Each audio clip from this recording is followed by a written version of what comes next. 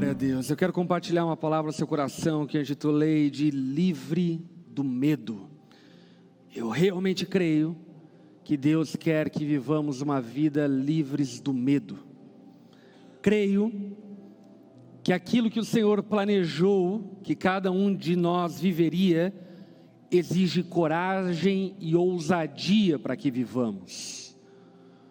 E é importante que saibamos que o medo, ele é uma interrupção do fluxo criacional perfeito de Deus. Deus criou o homem, Adão e Eva, sem medo. Tanto é que quando uma cobra aparece para conversar com Eva, ela conversa. Quem aqui quando vê uma cobra quer trocar uma ideia? A palavra fala que Deus criou o homem e a mulher com imago Dei, imagem de Deus, autoridade, domínio. O homem e a mulher dominavam sobre a criação e, portanto, a criação não os causava medo, porque eles tinham domínio sobre a criação, domínio sobre eles mesmos. E isso, obviamente, aponta para esse plano original e perfeito de Deus, que não é uma utopia, mas é o plano eterno de Deus. Deus nos chamou para vivermos uma vida sem medo. E com isso não estou falando sobre imprudência, amém? Não confunda imprudência e medo, são coisas distintas uma da outra. Entretanto, muitas vezes nós chamamos de prudência aquilo que na verdade é incredulidade, é medo, é desconfiança. E vamos combinar? Quantos projetos você arquivou por causa de medo? Quantos casamentos deixaram de sair do papel por causa de medo? Quantas amizades foram interrompidas por falta de coragem de pedir perdão? Quantas famílias foram destruídas por causa do medo da restauração, da reconciliação? Para que vivamos a vontade de Deus, vamos precisar de coragem. Porque aquilo que Deus nos pede para que vivamos, exige fé. Sem fé é impossível agradar a Deus. Você já ouviu isso em algum lugar? Portanto, vamos precisar ter fé. Fé para crer naquilo que nós não estamos vendo, mas que a palavra diz. E isso deve ser suficiente para conduzir a nossa vida e levar-nos a romper barreiras do nosso medo. Para que tratemos sobre isso mais profundamente, eu quero lhe convidar a abrir a tua Bíblia em 2 Reis, capítulo de número 6, verso de número 8. Abra a tua Bíblia e deixa ela aberta, a gente vai passear ainda em alguns versículos desse capítulo 6 de 2 Reis. O texto bíblico no verso de número 8 diz: quando o rei da Síria estava em guerra contra Israel, consultava seus oficiais e dizia: posicionaremos nossas tropas em tal lugar. De imediato, o homem de Deus advertia o rei de Israel. Então, só para te ambientar, a Síria estava em guerra com Israel. A Síria queria tomar Israel. E Israel tinha um homem de Deus chamado Eliseu. Quantos já ouviram falar desse cabra? Eliseu, um profeta de Deus, um homem de Deus. E Eliseu era usado por Deus ao ponto de, quando estrategicamente a Síria se armava, ele sabia dos planos da Síria e dessa forma conseguia desmontar seus planos. Os soldados do rei da Síria dizem a ele: olha, o homem de Deus adverte o rei de Israel, não se aproxime de tal lugar, pois os sírios planejam posicionar suas tropas ali. E o rei de Israel mandava um aviso para o lugar indicado pelo homem de Deus. Várias vezes, não foi uma nem duas, várias vezes, ele advertiu o rei que ficasse alerta naqueles lugares. Furioso com essa situação, o rei sírio reuniu os seus oficiais e perguntou: qual de vocês anda informando o rei de Israel sobre meus planos? Quem é o X9 aqui? Ó meu senhor, o rei, não somos nós, respondeu os oficiais. Eliseu, o profeta de Israel, revela ao rei de Israel até as palavras que o Senhor diz em seus aposentos. Uau! Até as coisas mais escondidas, Deus revelava a Eliseu. E provavelmente ele falava muita besteira nos aposentos dele, não é? Não sei se ele teve medo daquilo que ele falava em público ou nos aposentos. Acho que nos aposentos. O rei ordenou: vão e descubram onde ele está, para que eu mande capturá-lo. Então lhe informaram: Eliseu está em Dotã. Assim, certa noite, o rei da Síria mandou um grande exército com muitos carros de guerra e cavalos para cercar a cidade. Na manhã seguinte, o servo do homem de Deus se levantou bem cedo. Eliseu tinha um servo que o ajudava nas suas empreitadas. Esse servo se chamava Geazi, e esse servo acordou bem cedo. E tendo acordado bem cedo, ao sair, viu que havia soldados, cavalos, carros de guerra por toda parte. Ai, meu Senhor, o que faremos agora? Exclamou o servo do homem de Deus. Vamos orar? Baixa tua cabeça, fecha teus olhos, vamos conversar com o Senhor.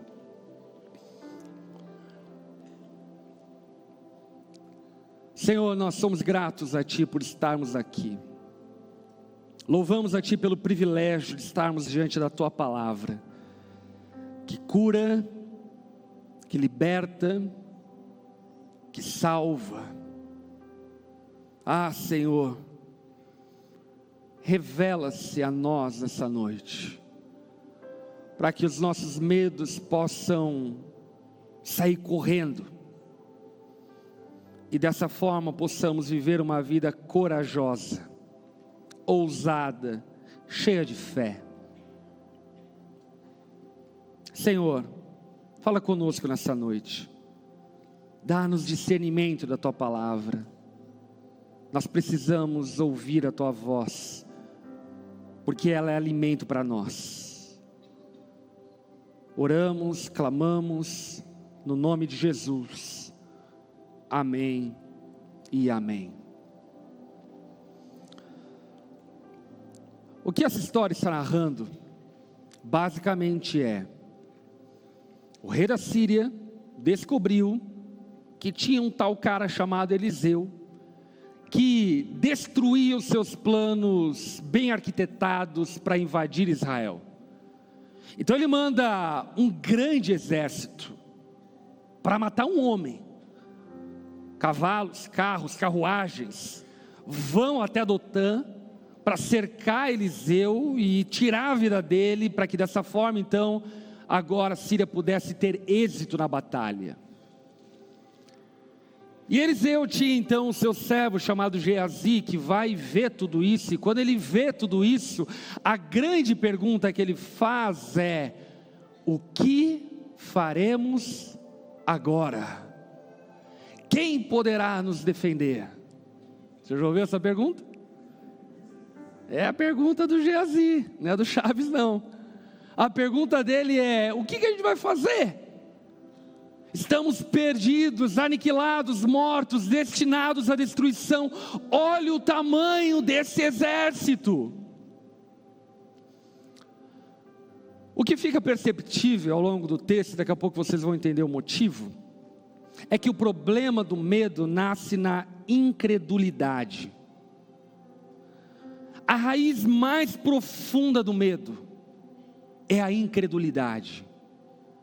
E essa incredulidade leva-nos a pensar que a vida está acontecendo por acaso, e os acontecimentos são casualísticos, e diante dos desafios, diante das angústias, das aflições, a pergunta que nos sobra é: o que faremos agora? O que faremos diante da doença? O que faremos diante do concorrente? O que faremos diante da crise financeira? O que faremos diante da morte?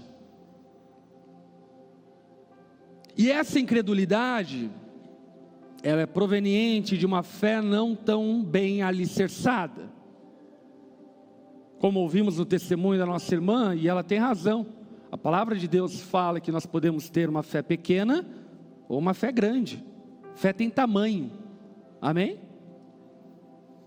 Fé tem tamanho. A fé salvífica, ela tem um só tamanho: crer em Jesus, ponto. Agora, a fé enquanto dom, ela pode ser pequena, ela pode ser média, ela pode ser grande, ela pode ser gigante. Jesus disse: se vocês tiverem fé do tamanho de um grão de mostarda, vocês dirão a esse monte: sai daqui para acolá, e ele vai. O que Jesus está ensinando é: fé tem tamanho. E o que acontece é que Geazi, naturalmente, como homem comum, como todos nós, tinha suas crises, tinha sua incredulidade, ainda que servisse a um homem de Deus que servia, por sua vez, a Deus.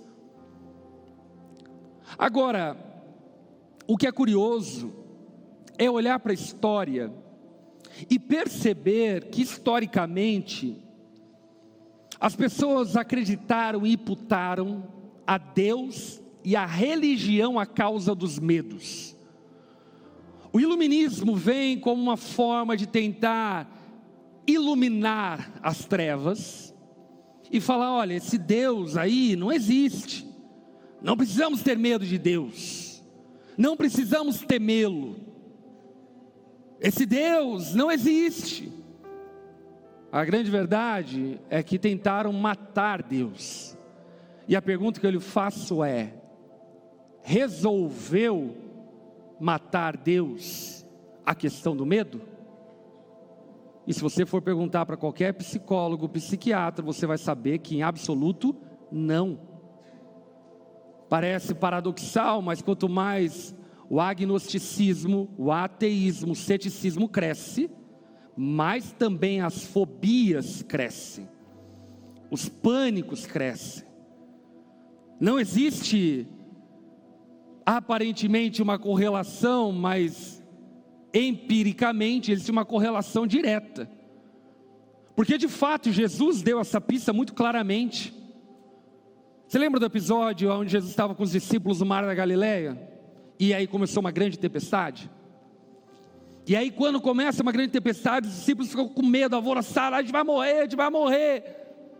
E aí o que Jesus diz para eles?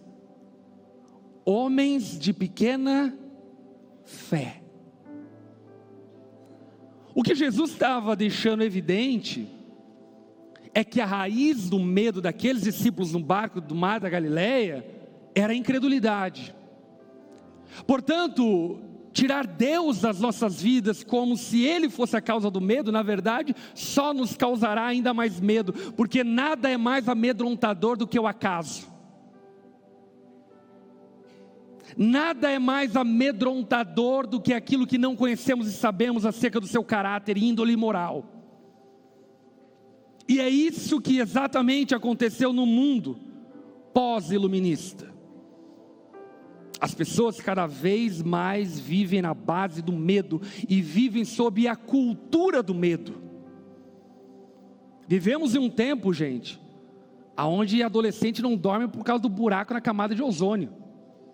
E eu não estou exagerando, ok?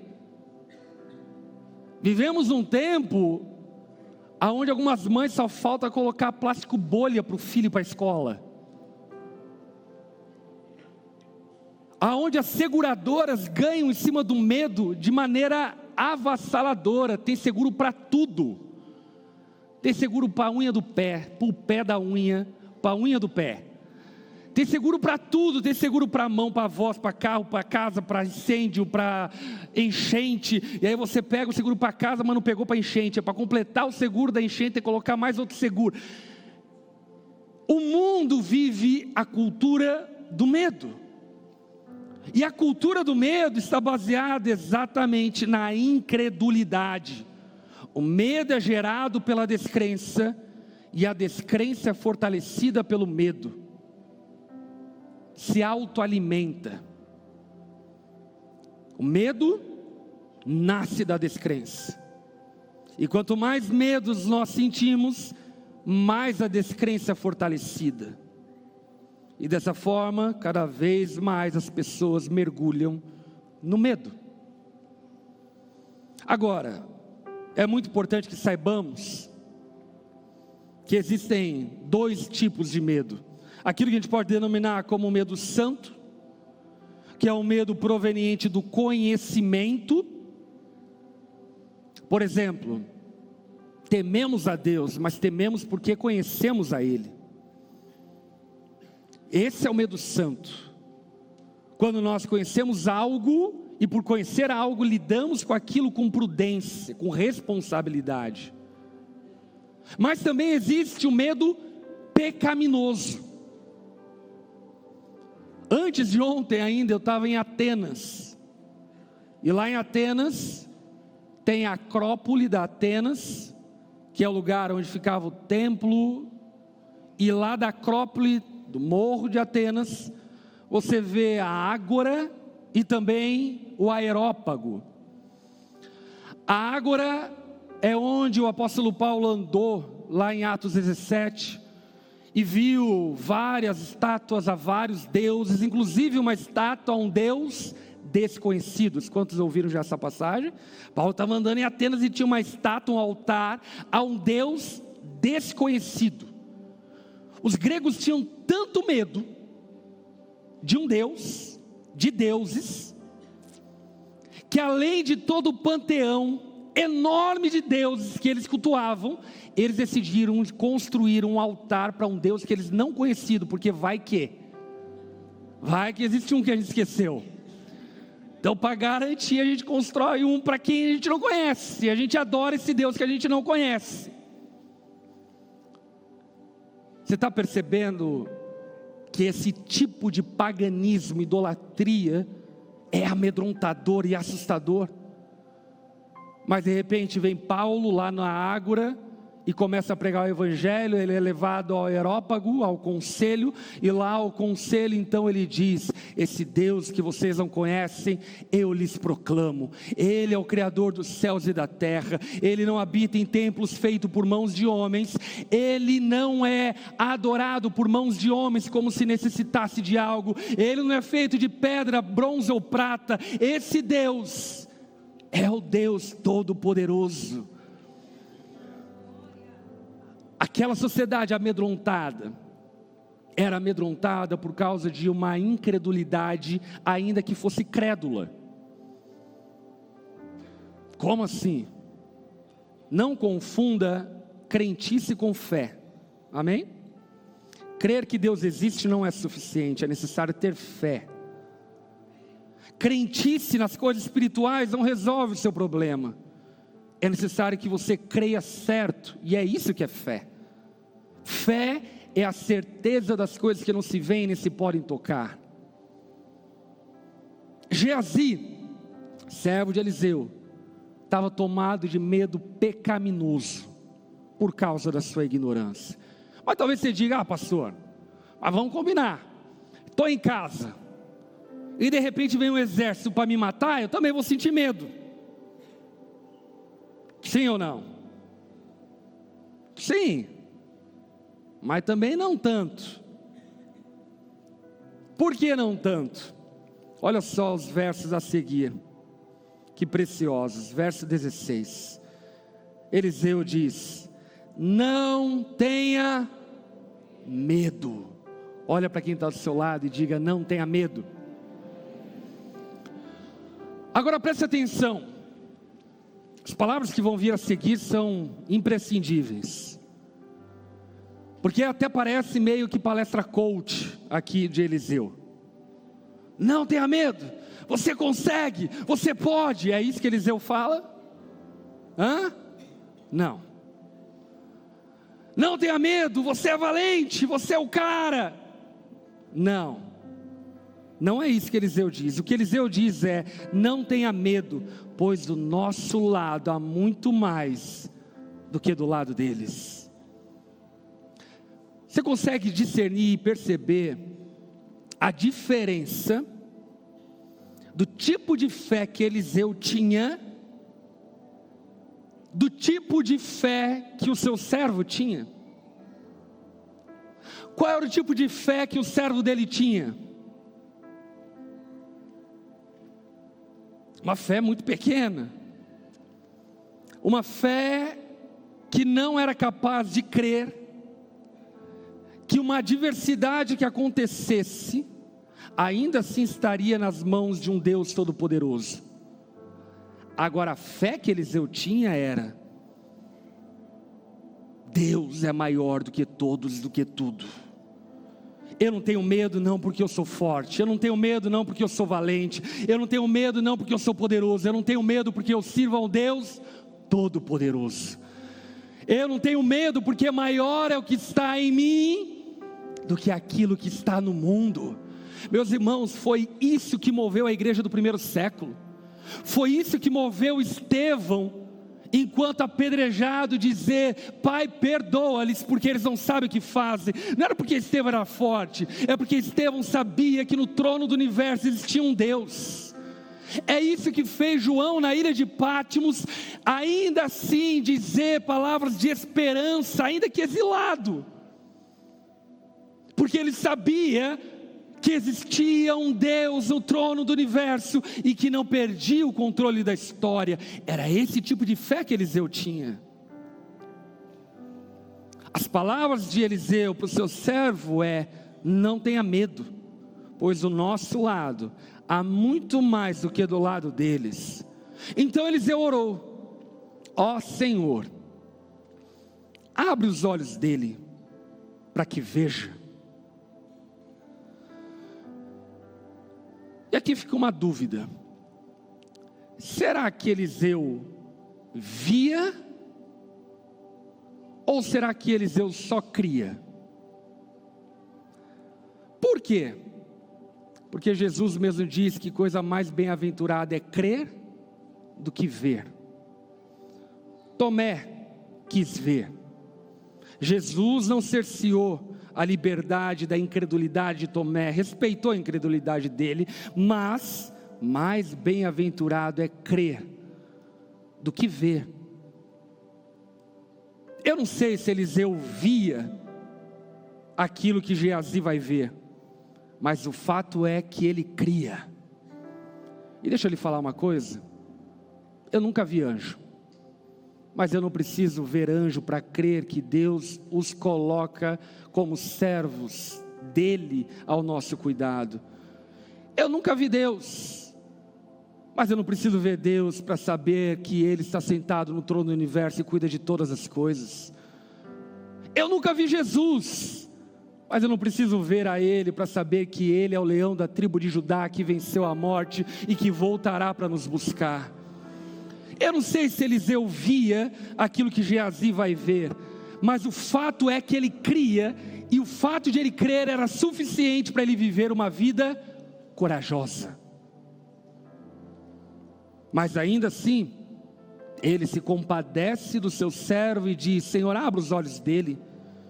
O Senhor abriu os olhos do servo, e ele viu as colinas ao redor de Eliseu cheias de cavalos e carruagens de fogo. Você já imaginou isso? Que coisa incrível! O servo abre a porta e diz: eita, nós estamos perdidos, vamos tudo morrer, quem poderá nos defender? Corre para Eliseu, Eliseu ora por ele e diz: Senhor, abre os olhos dele para que ele possa enxergar. Ele abre a porta de novo e de repente ele vê uma colina cheia de carruagens de fogo. Ele vê algo que o traz segurança ao saber que Deus não perdeu o controle da história. O fato é que o medo de Geazi foi vencido com revelação. Como nós somos libertos dos nossos medos? Repita comigo: com revelação. Simples assim. Mas como assim revelação, pastor? Quando Deus revela que é a mulher da minha vida? Não. Quando você tem revelação de quem Deus é. Quando nós sabemos exatamente e cremos em quem Deus é, meu irmão, a morte pode bater na nossa porta, mas nós sabemos que a última palavra quem dá é o Senhor. E sabemos que inclusive os mortos ressuscitarão nos últimos dias. Quando nós sabemos quem Deus é, nós sabemos que as intempéries e dificuldades que venhamos enfrentar é um testemunho para a glória de Deus. E talvez as nossas maiores derrotas, na verdade, sejam as maiores vitórias, porque cremos em Jesus. Porque Jesus creu no Deus Pai, Ele foi até a morte, morte de cruz. Parece que foi uma grande derrota, não parece? Mas a verdade é a maior vitória de todos. Do Ocidente ao Oriente, a história é dividida em Jesus, na sua morte, na cruz do Calvário e ressurreição. O medo, ele é vencido quando temos discernimento de quem Deus é. Os discípulos dentro do barco de Jesus, no mar da Galileia, estavam com medo. Você não acha isso paradoxal? Presta atenção. Você está aqui, navegando no mar da Galileia. Isso aqui é um caiaque, né? Assim, um barco. Você está aqui navegando no mar da Galileia. Ok? E Deus está no teu barco. É o Todo-Poderoso. O Alfa e o Ômega. O leão da tribo de Judá. O Rei dos Reis. Senhor dos Senhores. O Altíssimo, o Onipresente, o Onisciente. Está ali no teu barco, está no teu barco. E aí começam uns raiozinhos soprar no céu. É sério que você fica com medo? Presta atenção. O mar que eles estão navegando foi Jesus quem criou. A madeira que fez o barco que eles estão navegando no mar que Jesus criou, foi Jesus que criou. O vento que está soprando, é Jesus que sustenta. Aquela geografia que eles estão, é o Jesus que sustenta. Como é possível ter medo? A questão é muito fácil. Quando nós não sabemos exatamente quem Deus é. E era o que os discípulos não sabiam. Eles olhavam para Jesus e achavam Jesus um cara maneiro. Ah, de certo é um bom profeta, o Messias. Mas Deus, aí eu já não acho que é para tanto. E é impressionante porque Jesus exorta eles, dizendo: homens de pequena fé, e ele olha para o mar e diz: aquieta-te. E isso é muito emblemático numa cultura grega, como eles viviam. Porque o Deus Poseidon é o Deus que inclusive batalhou com Atenas, conforme a mitologia grega, para a fundação da cidade de Atenas. Era um Deus poderoso para eles, era o Deus da tempestade. E de repente Jesus, numa palavra, diz: ei, Poseidon, fica quieto. E toda a mitologia grega como um castelo de areia que se desfaz diante deles. E aí, sabe qual é a pergunta que os homens, discípulos que estavam no barco, fazem para Jesus depois? Quem é este homem?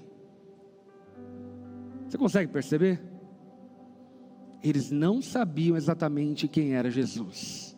Quem é este homem? Geazi, ainda que servo do homem de Deus, servo de Deus por consequência, estava tomado de medo e de pavor, porque exatamente não sabia quem era Deus. Mas quando seus olhos foram abertos, então o medo foi embora, no nome de Jesus. O Senhor quer abrir os teus olhos, para que você encare a vida com mais coragem e ousadia. E aqui eu não estou fazendo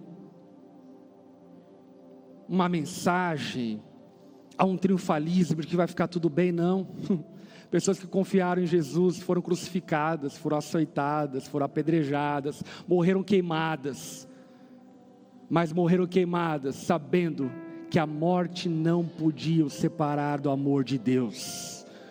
Foram apedrejados sabendo que a morte não podia os separar do amor de Deus, que o amor de Deus é mais forte do que a morte. Aliás, Jó capítulo 18, verso 14 diz que a rainha de todos os medos é a morte, Senhor de todos os medos.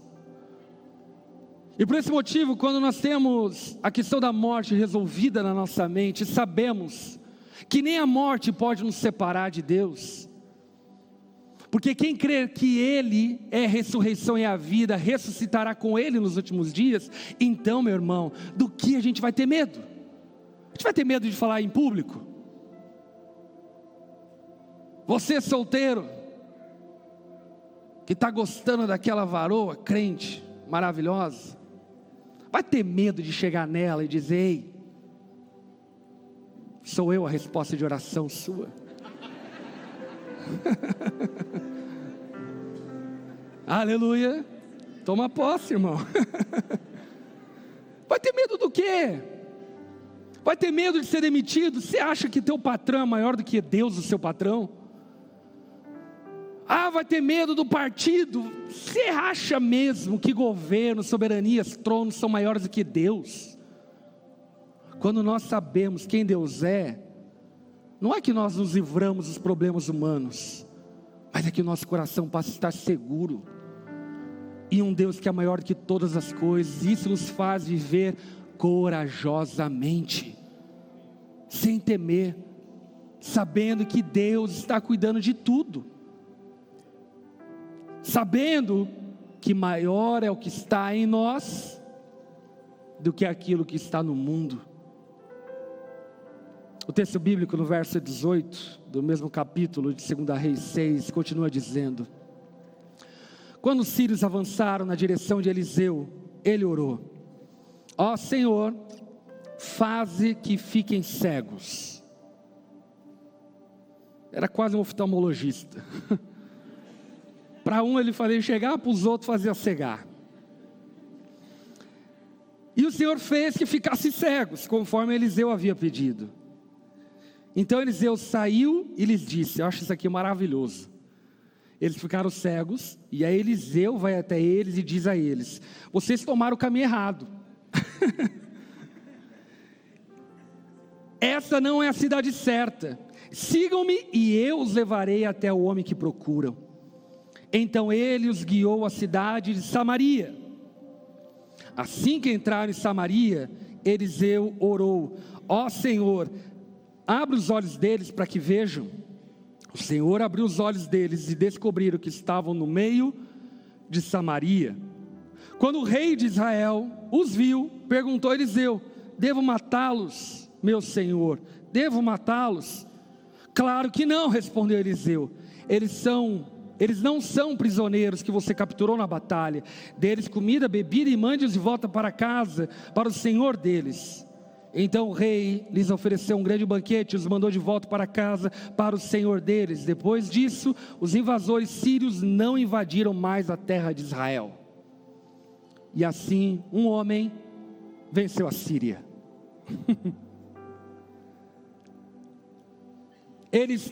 Eliseu leva aqueles homens cegos até Samaria, que era a capital de Israel. Lá estava o rei.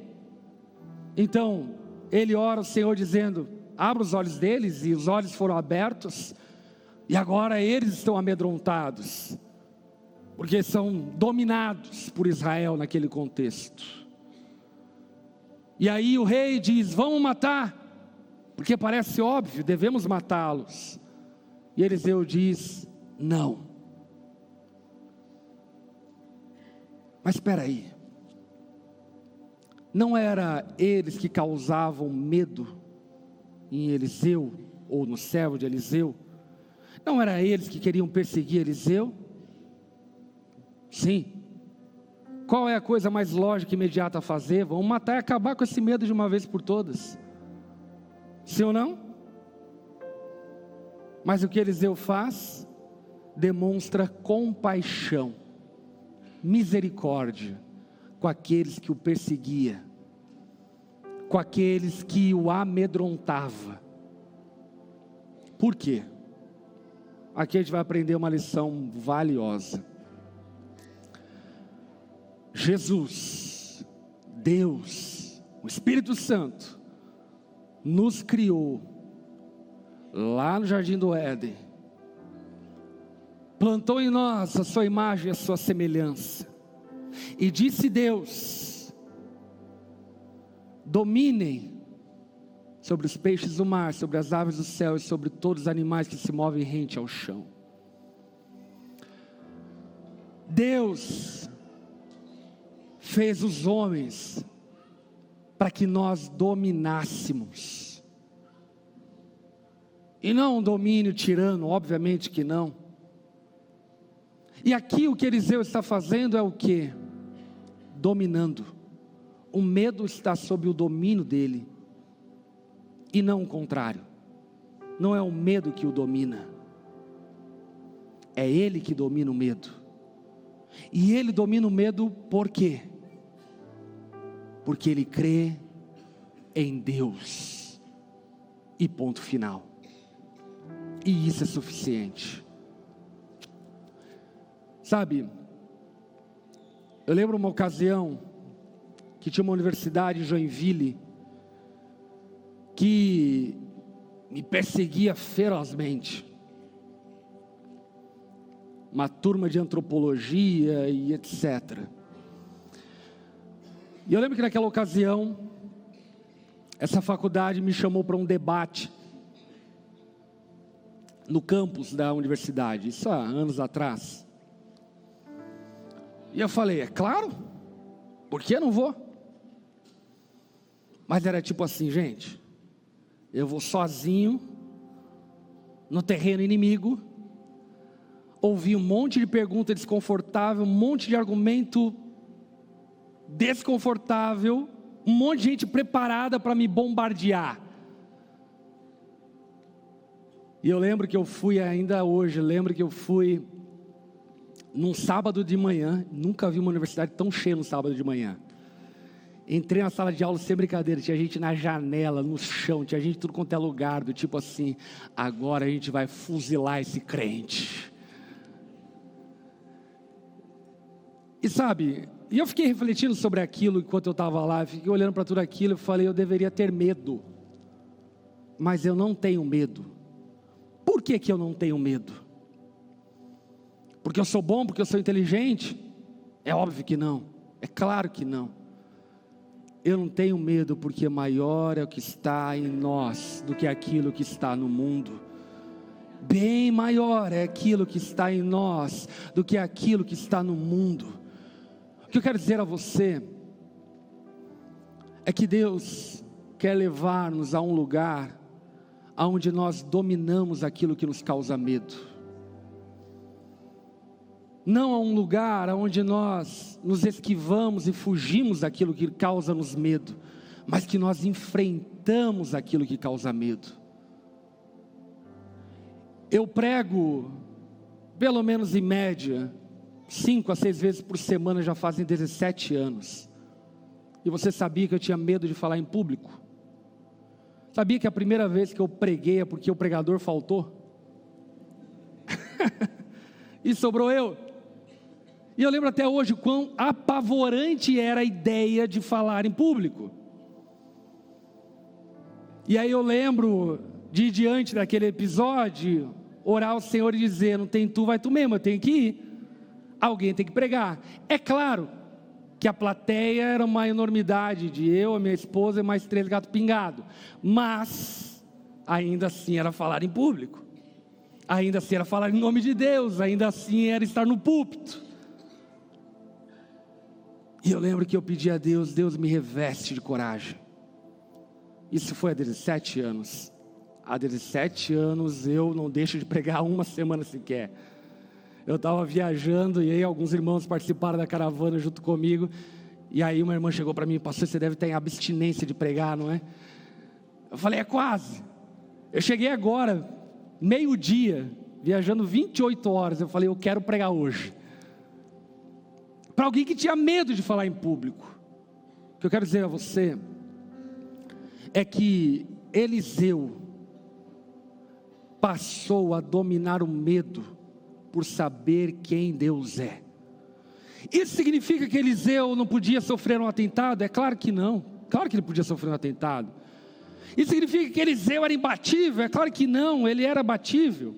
Isso significa que Eliseu era todo poderoso? Não, é claro que não. Isso significa apenas que Eliseu tinha coragem para se posicionar diante daquilo que ele tinha que se posicionar. Significa que Eliseu confiava em um Deus que era maior do que ele, que ele sabia que todas as coisas cooperavam para o bem daqueles que amam a Deus, que ele sabia que tinha um exército muito mais numeroso a favor dele do que contra ele, e isso fazia olhar para a vida com a coragem, a ousadia que é necessária. Para ilustrar, deixa eu mostrar um vídeo para vocês que eu achei bem interessante. Oh my goodness!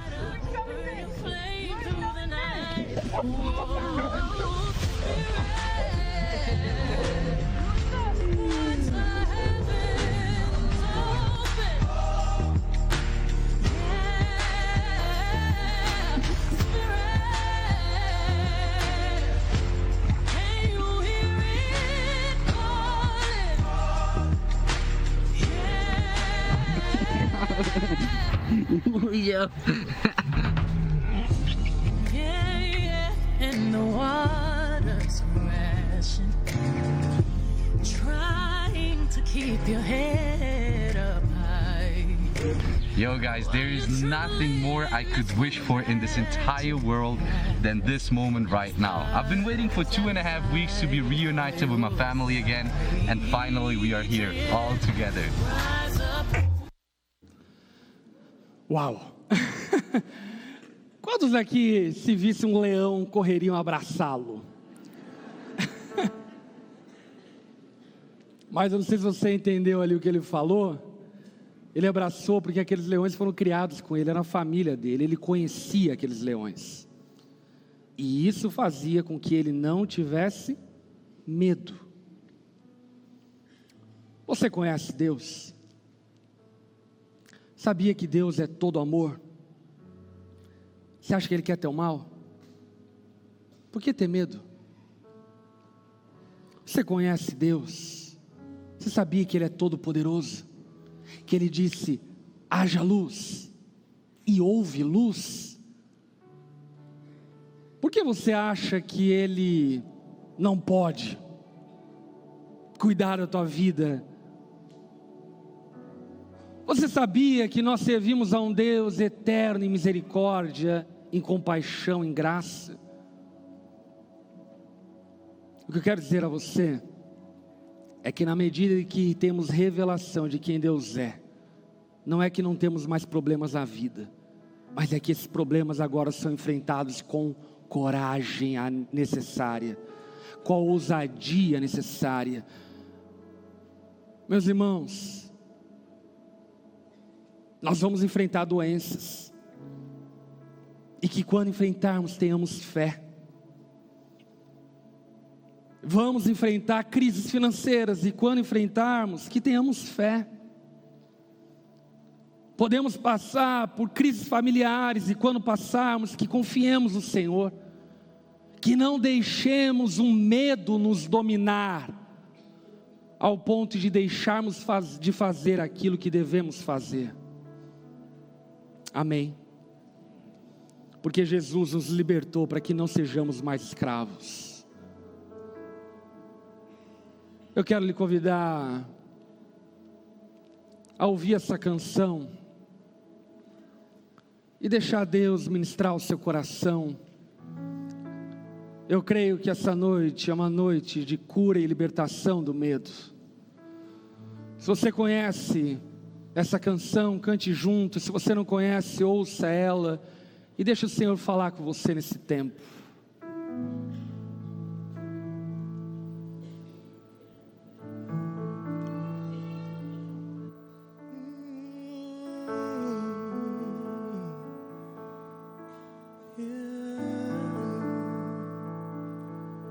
Vem revela em mim nessa melodia e me cerque com seu som, com liberdade da escravidão. Agora vou viver e o medo não me prende, enfim. Eu sou teu filho, Deus, e o medo não me prende, enfim. Eu sou teu filho, Deus. Antes de nascer, escolheu a mim e pelo nome me chamou. Agora renasci, sou sua família. O seu sangue flui em mim e o medo não me prende, enfim. Eu sou teu filho, Deus, e o medo não me prende, enfim. Eu sou teu filho, Deus.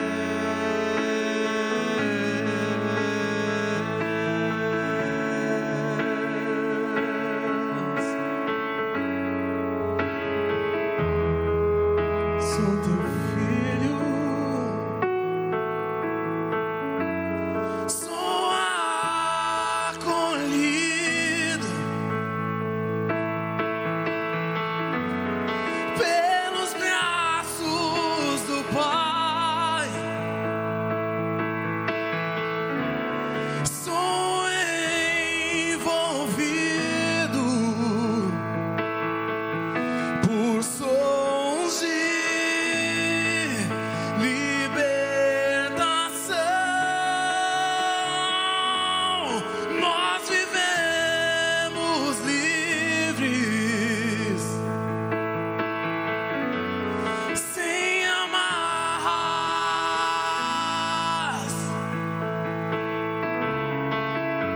e como filhos bradamos,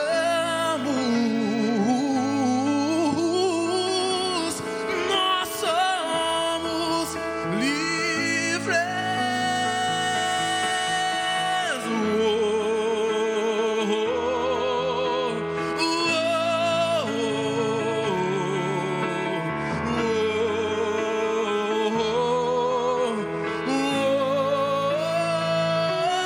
Cante.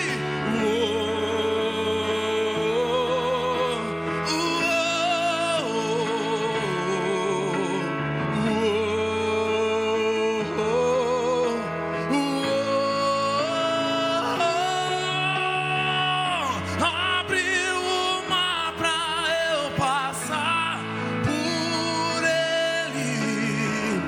Perfeito amor me resgatou. Sem medo agora eu vou descansar. Eu sou teu filho, Deus. Abriu o mar, abriu o mar pra eu passar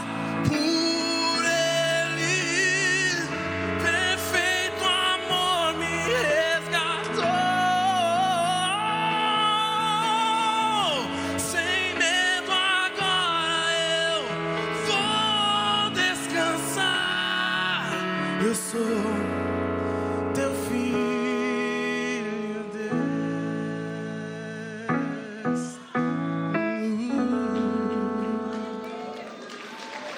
Medo não me prende, enfim.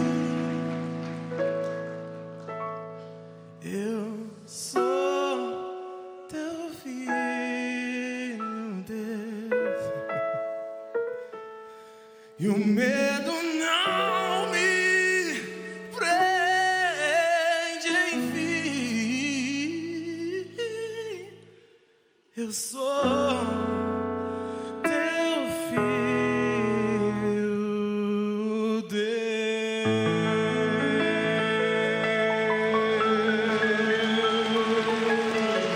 Aleluia.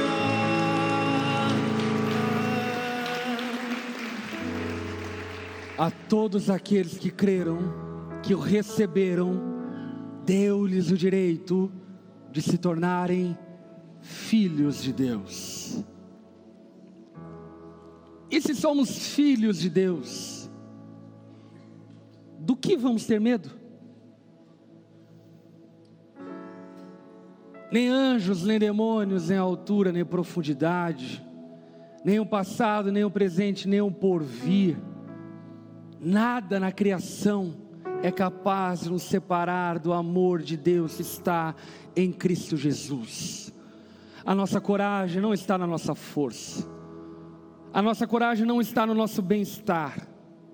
A nossa coragem está no fato de que fomos comprados e adotados pelo Deus Todo-Poderoso, que sustenta o universo e todas as coisas.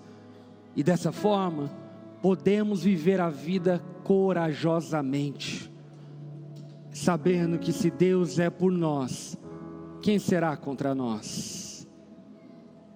Agora, essa é uma promessa e uma palavra para quem é filho de Deus, porque de fato, você deve ter muito medo se você não tem a Deus.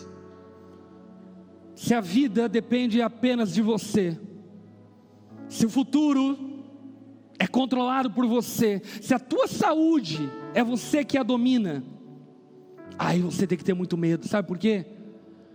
Porque tem hora que comer ovo faz bem, tem hora que comer ovo faz mal. E depois volta a fazer bem, depois volta a fazer mal. Eu estava ouvindo o depoimento de uma nutricionista que entrou em parafuso, em paranoia, porque ela começou a conhecer muito acerca de alimento, e aí começou a não mais querer comer as coisas. Resultado disso, ela parou de comer, e estava definhando até a morte. O medo de morrer comendo, estava levando à morte. Porque esse é o retrato de uma vida sem Deus. É o retrato de alguém que não tem onde escorar sua esperança. Mas a boa notícia que eu tenho a dar a você é que todo aquele que invocar o nome de Jesus será salvo. Deus não faz acepção de pessoas. Se nessa noite o teu coração se inclinar ao Senhor, o coração dele já está inclinado ao seu coração. Baixa tua cabeça, feche seus olhos. Se você não tem um relacionamento com Deus e reconhece isso, e talvez ao reconhecer isso você percebe nessa noite que esse é o motivo dos medos que têm lhe aprisionado e te cercado até aqui.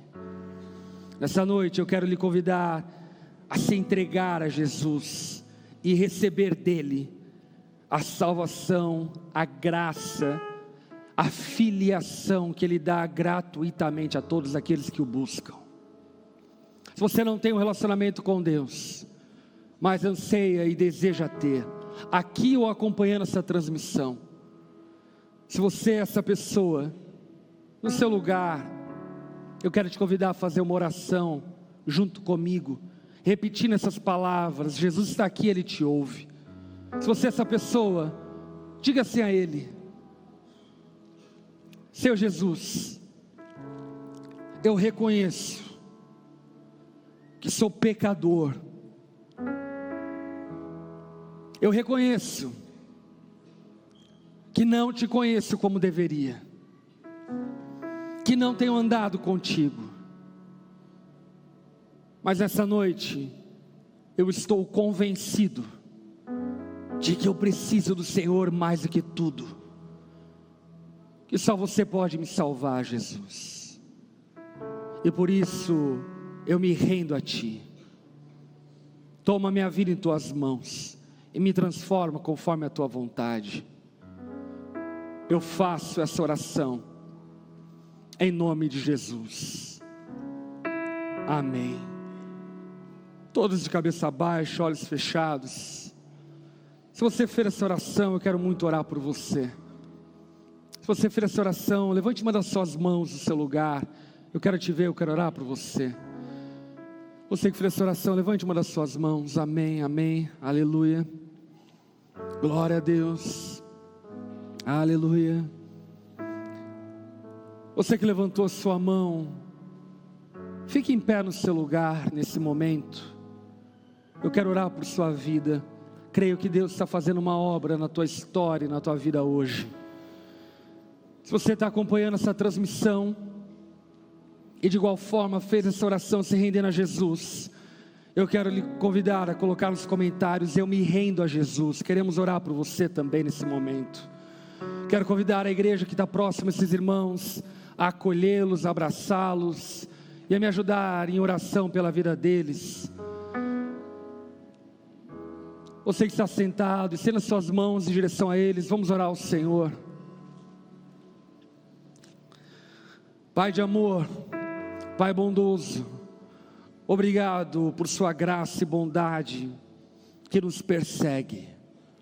Nós te louvamos, porque sabemos que ninguém vai a ti se o Senhor mesmo não trouxer. E por isso cremos que essas pessoas têm sido amadas e buscadas pelo Senhor. Enche-as do teu Espírito, derrame sobre elas a paz que excede a todo entendimento. Descortine os seus olhos para que possam ver espiritualmente quem tu és, e dessa forma ter uma nova vida contigo. Como igreja nós celebramos, os acolhemos no nosso meio como parte da nossa família. Louvamos ao Senhor pela vida deles e oramos por cada um deles em nome de Jesus.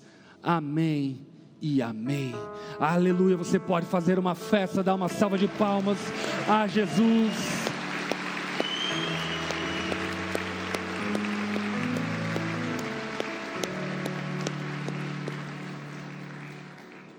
Eu quero te convidar a ficar em pé no seu lugar. Você que fez essa oração se rendendo a Jesus, escute aqui. Deus está fazendo algo na sua vida. Assim que acabar o culto, daqui a pouco, junto com aquelas pessoas que estão visitando a gente pela primeira vez, eu quero te encorajar aí no nosso lounge. Nós queremos rapidamente te ajudar a caminhar a partir dessa decisão que você tomou. No mais recente de nós, deixa eu lhe falar algo. Para viver a nossa fé, é necessário ter coragem, ousadia. Por isso que a palavra de Deus diz: seja forte e corajoso. Mas a nossa força não é nossa, é do Senhor. E a nossa coragem não é proveniente das nossas habilidades, é proveniente no fato de sabermos que se Deus é por nós, quem será contra nós? Que no nome de Jesus você seja um homem, uma mulher cheio de coragem e ousadia para viver a vontade de Deus na sua vida. Quanta gente dominada por medos deixam de viver coisas tão maravilhosas que Deus tem proporcionado para você. Conheço gente que não visita familiar porque tem medo de pegar um avião. No nome de Jesus, confia. Não que o avião não caiu da Voipés, mas que A vida e a morte estão nas mãos de Deus, não está na mão de uma companhia aérea, não está na mão de um avião, não está na mão de um carro, de um motorista, está nas mãos de Deus.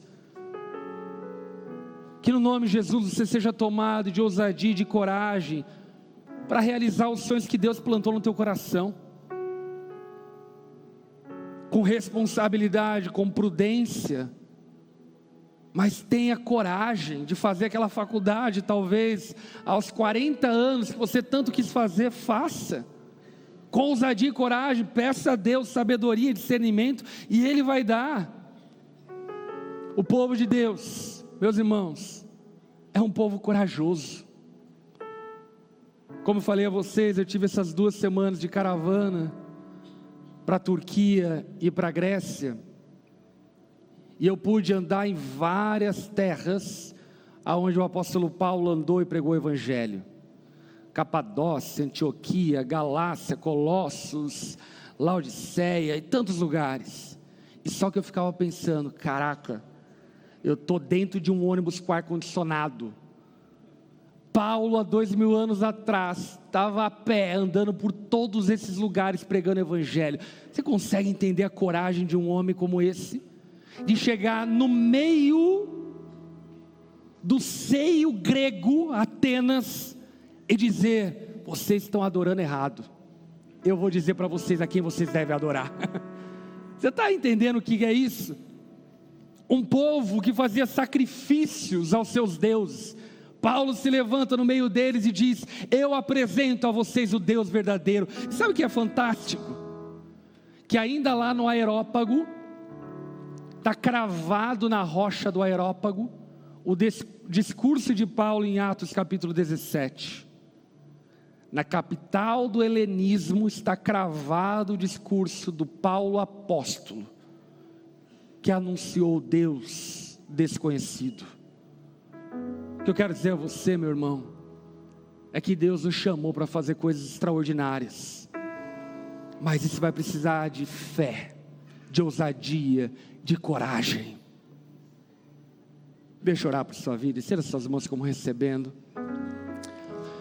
Senhor, eu clamo a Ti, Pai, encha-nos com a fé e a ousadia que Davi teve, encha-nos com a fé e com a ousadia que Daniel teve, encha-nos com a fé e a ousadia que Eliseu teve, encha-nos com a fé e a ousadia que Pedro, Paulo, Tiago tiveram, encha-nos com a fé e a ousadia que João teve, homens como nós, mas que conheceram a um Deus todo-poderoso, amoroso, compassivo, misericordioso, longânimo, galardoador, generoso.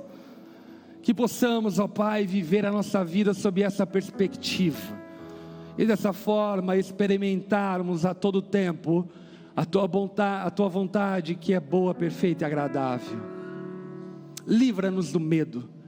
Eu clamo a Ti, ó Pai, por aquelas pessoas que sofrem de medo proveniente a traumas. Ajude-as através de ajuda médica, psicológica, psiquiátrica, lidar com esses medos e resolvê-los no nome de Jesus. Use, ó Pai, pessoas competentes para ajudá-las no tratamento.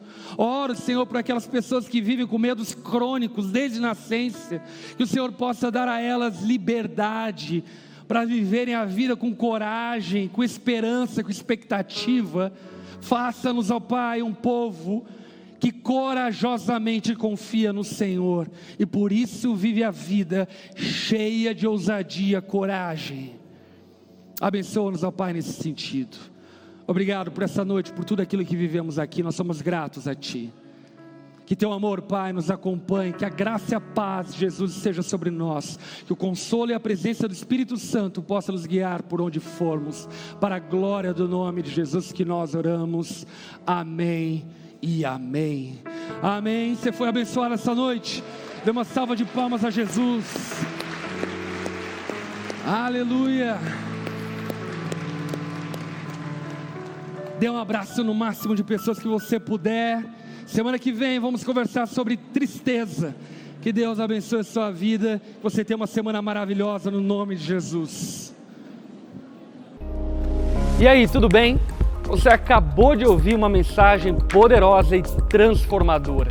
E para você não perder nada, se inscreva no canal, ative o sininho, porque sempre quando nós entrarmos ao vivo, você vai receber uma notificação para não ficar de fora. E eu tenho algo para você. Eu vou deixar aqui 2 indicações, então já clica e continue recebendo mais de Deus. Um abraço e até a próxima.